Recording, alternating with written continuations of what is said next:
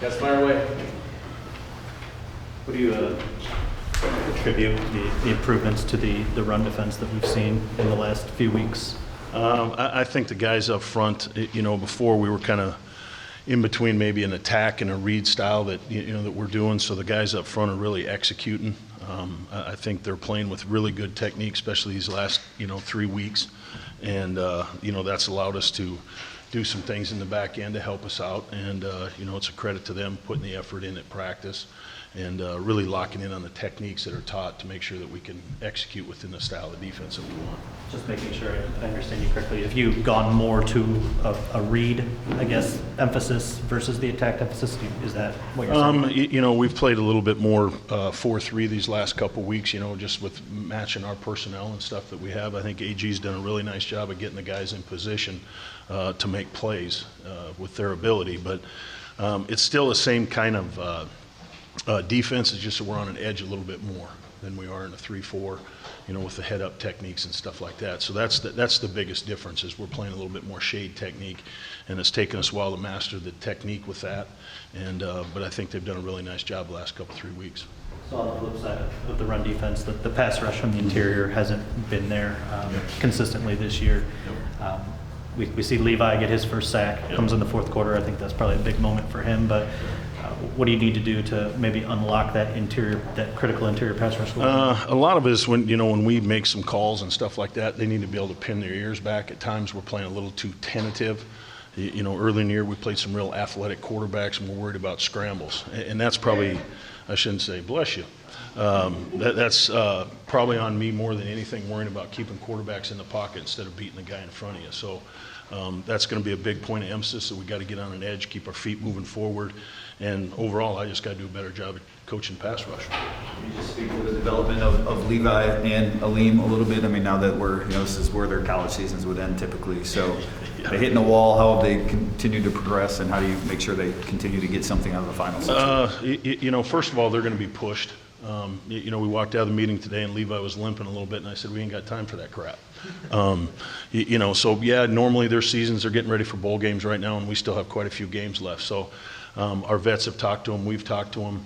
It's just they got to continue to maintain and get stronger in the weight room, but more importantly, take care of their bodies this time of year.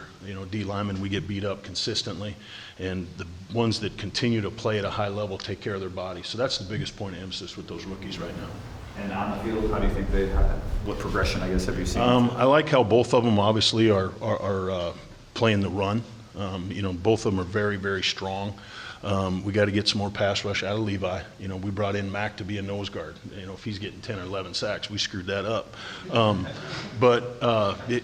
With Mac, he can give us some push to help the edge rushers out. That's the biggest thing we're talking about. But we got to get Levi. Levi flashes. We just got to get more and more consistency as a pass rusher for him.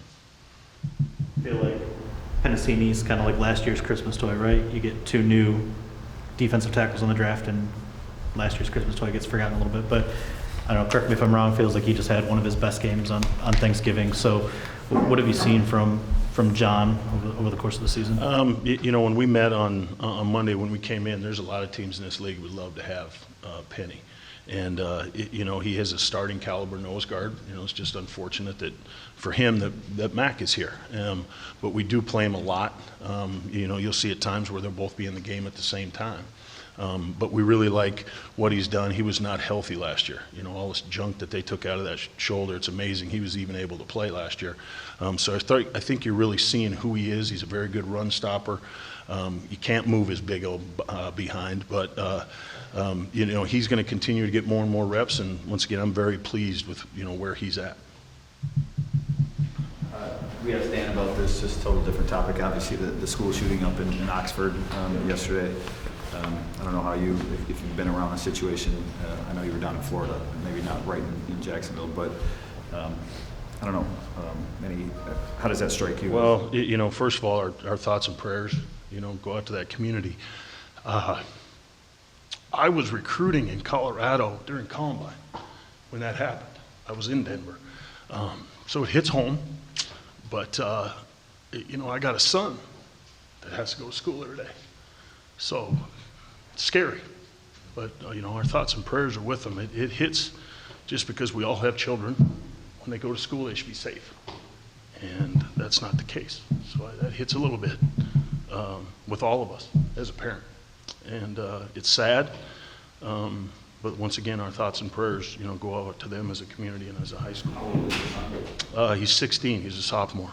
So, What conversations, this was a high school shooting, obviously, so what? yeah, we've had the discussions last night before we got out of here, just about, being safe, see some of the warning signs with teammates. He plays football down there. And, if you see something, you got to say something. But it's a scary, scary, scary deal. And as parents, we got to do a better job in the United States raising our kids. And, that's how I feel. I don't want to get into all that stuff. Just one other thing on that. Since you were recruiting Colorado at the time of Columbine, did you recruit that school, Columbine? I mean, did you? I had that school, but I was not, in that school that day. But yeah, I had the whole Denver metro area, so it was a shock, and it's sad. In Colorado that day? Yep, I was in Denver that day. Yep.